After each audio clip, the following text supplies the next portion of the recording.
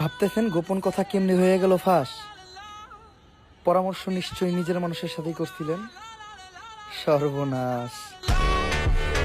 এরকম ভিডিও আপনারাও বানাতে পারবেন মাত্র এক ক্লিকে।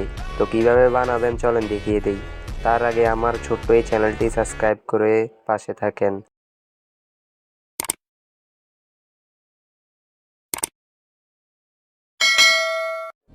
এরকম ভিডিও বানানোর জন্য আপনাদের ইনস্টাগ্রাম অ্যাপস লাগবে। তো এটা প্লে স্টোরে পেয়ে যাবেন, তো ওইখান থেকে ইনস্টল করে নেবেন।